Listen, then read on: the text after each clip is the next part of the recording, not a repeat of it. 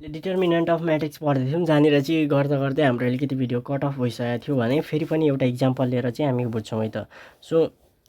यहाँ हेर्न सकिन्छ, एउटा इक्जाम्पलको रूपमा हामीले के बुझ्न सकिन्छ भन्दाखेरि यदि ए भन्ने म्याट्रिक्स चाहिँ 1 2 3 4 छ अरे मानौँ, सपोज ए चाहिँ 1 2 3 4 छ भने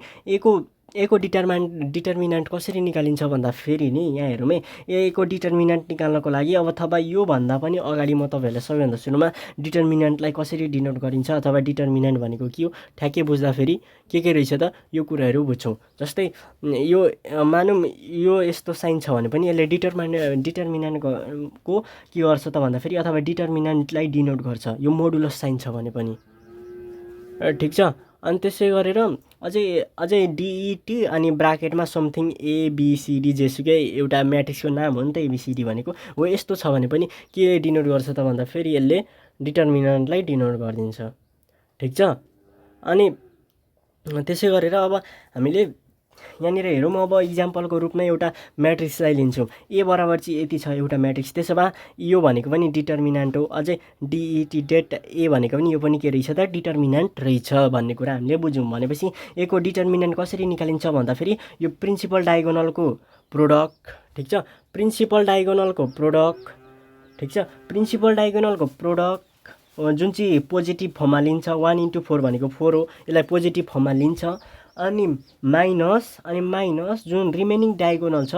त्यसको पनि प्रोडक्ट, माइनस अनि रिमेनिङ डायगोनलको प्रोडक्ट भनेपछि 3 2 जा 6 हो, यसरी लिन्छ। अझै एउटा इक्जाम्पल लिउँ, 1 2 3 अनि -4, यहाँ पनि माइनस थियो भने के हुन्छ त ए इजिकस टु डिटर्मिनेन्ट, ए इजिकस टु चाहिँ के हुन्छ त भन्दाखेरि 1 × -4 भनेको -4 नै हुन्छ, तर यसले योसँग गर्दा त माइनस हुन्छ, अझै यहाँ पनि माइनस छ, इन्टु -3 × 2 भनेपछि कति हुने पऱ्यो त भन्दाखेरि -4 + 6 हुने पऱ्यो। अनि अब यो यति नै हो त डिटर्मिनेन्ट भन्दाखेरि अझै अब यसको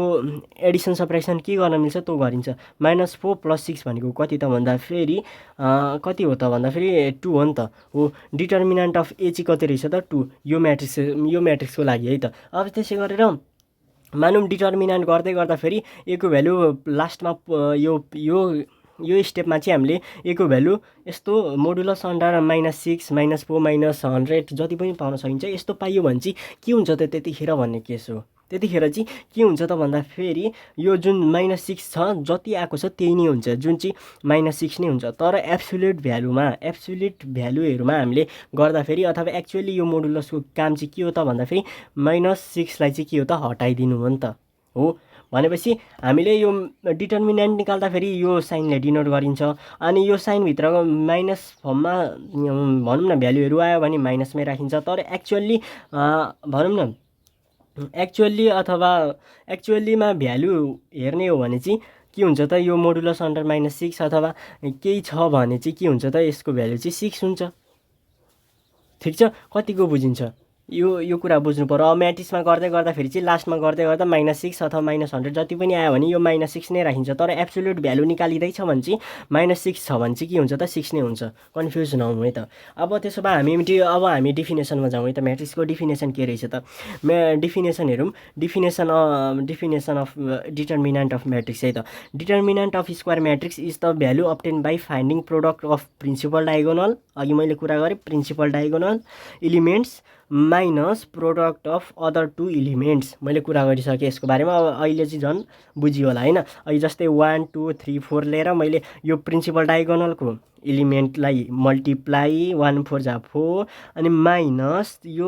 यसको प्रोडक्ट 3 2 जा 6, अथवा यहाँ माइनस छ भने त माइनस इन्टु माइनस त यहाँ प्लस आइदिइहाल्छ है त, यति कुरा बुझ्नु पर्यो, ठिक छ। अझै अथवा डिटर्मिनेन्टको अझै यो पनि एउटा एज अ भनौँ न डिफिनेसन हो, the numerical value of a square matrix is called a determinant of the matrix, हो। यसरी बुझ्दा पनि भयो, यो डिटर्मिनेन्ट भनेको के रहेछ त सिम्पली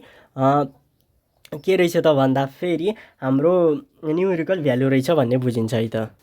अब कुरा गर्छौँ हामी डिटर्मिनेन्ट अफ म्याट्रिक्समा, अब हामीले कुरा गर्छौँ नोन सिङ्गुलर र singular, known SINGULAR singular and singular